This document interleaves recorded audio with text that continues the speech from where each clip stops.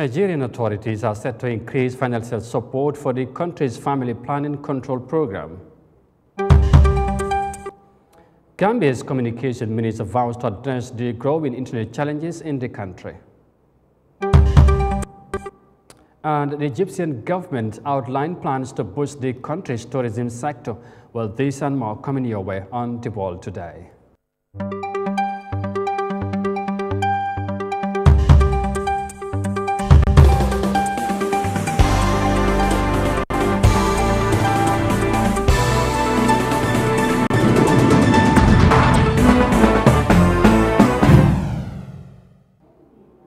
Hello, this is Eyeafrica TV and you are watching the World Today News Bulletin coming to you live from our studios in Banjul. Many thanks for joining us. I am Amadou Kante and now the news in detail. Now, Nigeria's government plans to increase its financial support to the family planning program in the country with a view to control the country's rapid population growth. Nigeria is Africa's most populous country and it could become the world's third most populous nation behind China and India by 2050 if the current reproduction rate continues. However, authorities of the West African nation say they are now working with WHO to spread sex and reproductive education among the citizenry. Let's have more details of that in this report. Loveth Williams is a school teacher and a mother of 6 children. She and her husband can afford the education of their school-age children, but they've decided they have enough mouths to feed. So Williams has taken a birth control injection. We've put an end to childbearing to enable us to give the 6 children we have attention. Things are really tough in the country, the economy especially. We are also impressed at the government's commitment to strengthen family planning because many women just keep giving birth without planning for them. According to the United Nations Children's Fund, UNICEF, only 4 out of 10 women in Nigeria are currently using contraception. Most here are injectable and are available at pharmacies and health facilities. UNICEF estimates that at least 15.7 million sexually active women who want to avoid pregnancy do not use safe and modern methods of contraception. It could be due to ignorance or illiteracy. Then it could be due to low socioeconomic status of individuals or families. Not all families don't know about it. Not all don't want to adhere. But as I said earlier, some have this religious belief that has restricted them from imbibing or from using those cultures. To them, they see them as borrowed cultures. With around 217 million people, Nigeria is Africa's most populous country. That's expected to double by 2050 at the current rate of reproduction. It will make Nigeria the 3rd most populous nation in the world after India and China. The huge numbers make it hard for children to be cared for and educated, especially in poorer families. Medical practitioners say increased financing for family planning and contraceptive use would lead to a lower birth rate, reduced crime, and better allocation of government funds across different spheres of the economy. The government will allocate $4 million annually for family planning, up from an initial $3 million it usually budgets for it. It says it is working closely with the World Health Organization to provide wider access to sex education and reproductive health services in communities. But experts say that may not be enough. They argue that without campaigns, health training and proper legislation, Nigeria's population will continue to grow unsustainably. Moving on, the Minister of Communication and Digital Economy, Usman Ba, has outlined his ministry plans to provide reliable and accessible internet in the Gambia. Minister Ba observes that innovation and businesses cannot excel without good, quality and affordable internet. Yahya Jammeh has more details of that in this report. The internet provides us with facts and data, as well as information and knowledge to aid in our personal, social and economic development. But its affordability remains a huge challenge for the citizenry, especially among the business sector who rely heavily on internet to do their day-to-day operations. Gambia is arguably one of the countries with the highest cost of internet in the sub-region, which is believed to be a major hindrance to its accessibility. A survey conducted by KPS Analysis indicates that internet users in the Gambia increased by 36,000, that is plus 2.9% between 2021 and 2022. Despite this significant increase in internet usage, Gambians still decry of poor internet connectivity, affordability, and access. Cognizant of this and other related factors, the country's Minister of Communication and Digital Economy recently reiterated his ministry's plans to put in place the modalities to make sure good internet connectivity in the Gambia. The last thing I want to mention in terms of the innovation that we are talking about, our ministry is working very hard to make sure internet is affordable in this country. Everybody, wherever I go, everybody complains the cost of internet. You cannot do any operation in any of your company or any of your, with your staff efficiently and effectively without having a reliable internet running in your facility. So we are in this process and we will do everything to make sure that this internet, affordability of internet is a must in this country. The Gambia's internet penetration rate stood at 51.0% of the total population at the start of 2022. Among other things, Minister Bass says they are initiating policies to encourage people, especially the diaspora, to invest in the Gambia. Our ministry, the Ministry of Communication and Digital Economy, this year will initiate a policy to try to encourage diasporans and Gambians, local Gambians, to able to start businesses without worrying about this bureaucracy, logistic, establishing a business in this country, which will take you 9 months to a year just to secure a license. The Communication Minister also assures businesses, especially incubators, of government support in terms of tax reduction to grow their businesses in the country. In order to grow a startup, you need two things. One, you need the government to help you in terms of reducing your taxes. Because if you are going to be taxed at the initial stage, when you are an incubator, you cannot grow. So there are two areas we want to focus this 2023 in terms of policy for easy doing business to allow our diasporans and our Gambian citizens that are here to able to say, now I am confident I can go into business. Because when you start, as I stated, taxing a business that makes less than $500,000 or less than $1 million, there's no way they can grow. So it is our responsibility as a government to make sure that we create this policy for easy doing of business. Recently, Statistics published its study on the price for mobile data in the Gambia as of 2021 in US dollars per gigabyte.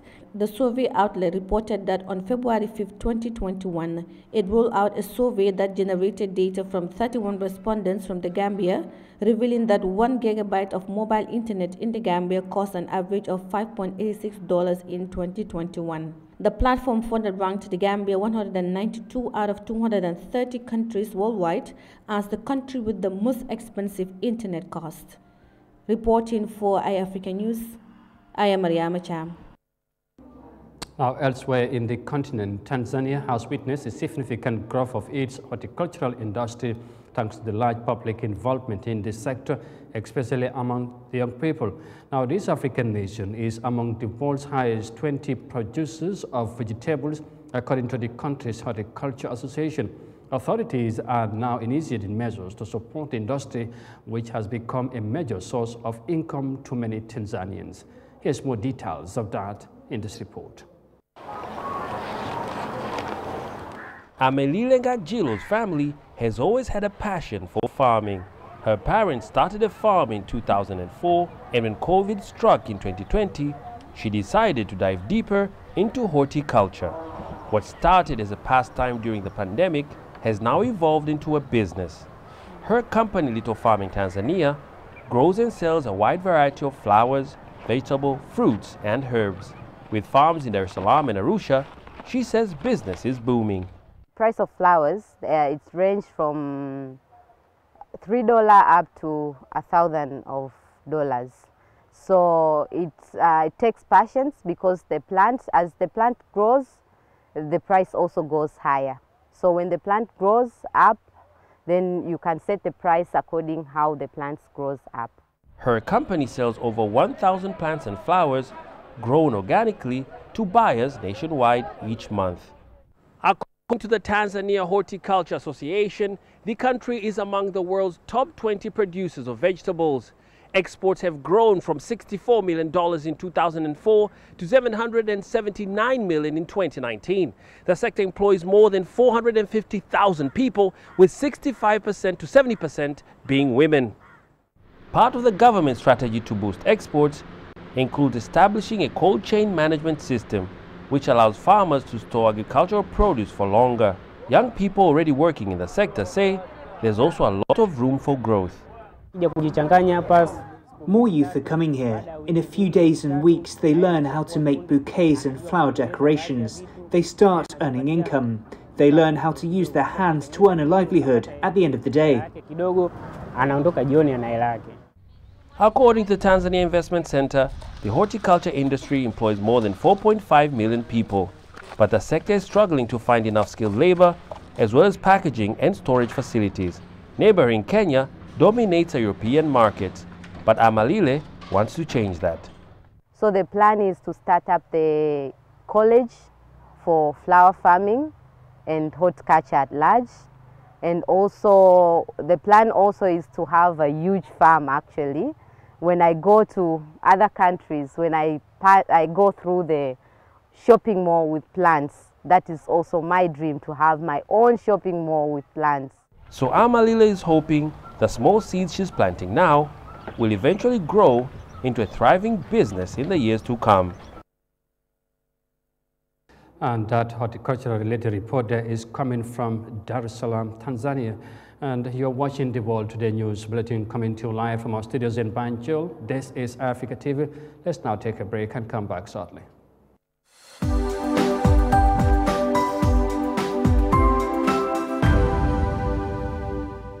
South Africa Global is the first and biggest private estate developer in the Gambia and present in 7 other African countries. We take pride in leading innovation in all spheres of real estate sector in the Gambia and beyond.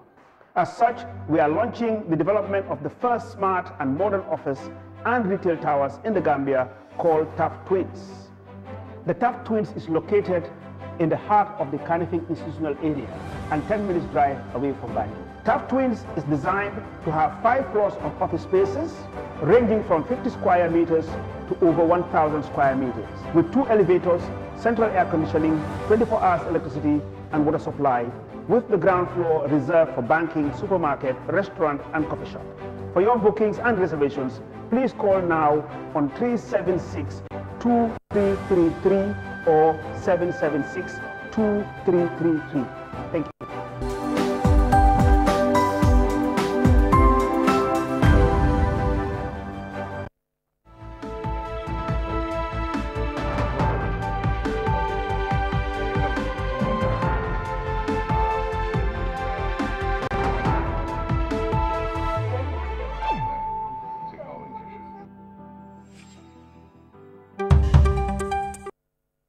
Welcome back. This is Eyeafrica TV and you are watching the World Today News Bulletin coming to you live from our studios in Banjul.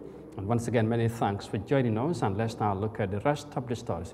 Now, Egyptian authorities are devising measures to promote the country's tourism industry with the objective of attracting about, of course, more tourists visitors to the North African nation. Now, tourism is a major contributor to Egypt's economy. Those authorities are keen to expand tourism marketing strategies to enhance income. Egypt wants to attract about 30 million tourists annually by 2028. Here's more details of that in this report. Egypt is home to around 2/3 of the world's monuments, a vast desert, scenic beaches, and also has warm weather all year round. Yet the number of tourists remain well below expected levels. In pre-COVID 2019, 13 million tourists visited Egypt, while nearby Turkey attracted over 41 million. Tourism accounts for 20% of the hard currency that Egypt earns. The government wants to attract 30 million tourists a year, which experts say will require huge investments, especially in constructing hotels to meet the expected hike in demand. The empty residential apartments in different cities should also be given licenses to transform to hotel apartments to receive more tourists. Officials are trying to expand beyond the traditional cultural and beach tourism circuits. We have to fill the agenda with sports events to be hosted in different cities, and that will attract a lot of visitors worldwide. We're stressing on conferences tourism, yacht and golf tourism, which are important because they attract luxury tourists. A global marketing campaign is also in the works and is to be launched soon. China's lifting of the COVID-related travel restrictions recently has given a major boost to the government's efforts to achieve its targets. The first group of Chinese tourists to visit Egypt in 3 years has already arrived in the capital, Cairo. About 500,000 Chinese tourists visited Egypt in 2019, and industry players hope this number would double in 2023. New regulations are in place for Chinese tourists to enter Egypt without visas. Although currently they account for only 6 to 7% of total tourists, Chinese tourists have strong purchasing power because the number of nights per person exceeds 15 nights, while other nationalities stay for up to 10 nights only. Achieving the 30 million tourists target is essential if the state is to generate the badly needed hard currency into the Egyptian economy. And from that tourism-related report there from the Egyptian capital, Cairo, let's end this news bulletin with matters back home, because 3 soldiers and 2 civilians that were said to be involved in the alleged coup plot against the Barra government were set free by the High Court on Wednesday, after an amended indictment bill by the state did not include their names. The 5 free accused persons are Captain Ibrahim Balde, Bara Toure, Bakarin Jai, Mustafa Jaju, and Sekou Gassama. Maria Macham has the details in this report. It could be recalled that during the first hearing of the case to the High Court from the lower court, the state filed an adjournment in order to file a bill of indictment against the accused persons.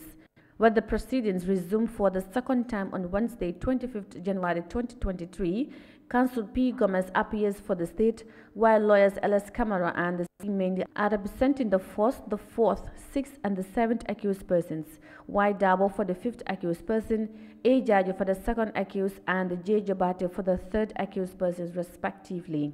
At this juncture, Counsel P. Gomez for the state asked the court for a 15-minute stand-down for them to amend the information they filed.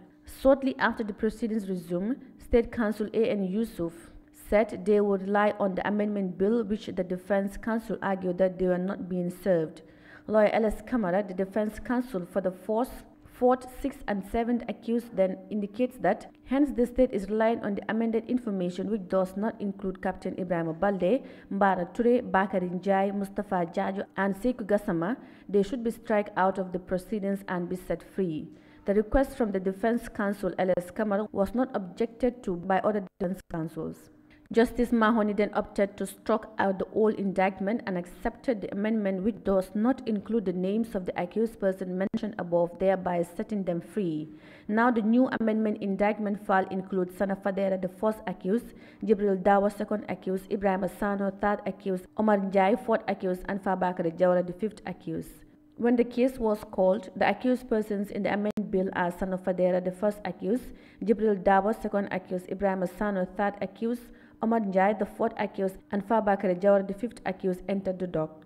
Lawyers L.S. Camara and C. Mendy are now representing the 1st accused, Sana Fadera, and the 5th accused person, Fabakary Jawara. Counsel Y. Dabo and A. Jajo for the 2nd accused, Jibril Dabo, and J. Jobate for Ibrahim Asano, the 3rd accused person. However, the 4th accused person, Omar Njai, has no legal representation. When the court asked for his representation, the 4th accused, Omar Njai, said he does not have a lawyer at the moment and that he will find legal representation. Justice Mahoney then said he cannot continue the proceedings without the 4th accused, Omar Njai, not being represented by a lawyer. Justice Mahoney then decided to adjourn the case to February 2, 2023 for plea taking and hearing, and as well for Omar Njai to find a lawyer before the set adjournment date. With facts from the courts, all the civilians involved in the case are being freed. Now 5 stayed and the rest were discharged. Reporting for Eyeafrica News, I am Yahya Jammeh. And that report there by Yahya Jammeh eventually brings us to the end of this news edition. But for more details on this and other stories, as always, as ever, you can visit on our website on Eyeafrica.tv. But for now, many thanks for the privilege of your company. Thanks for watching. Stay safe and do have a pleasant evening. Bye for now.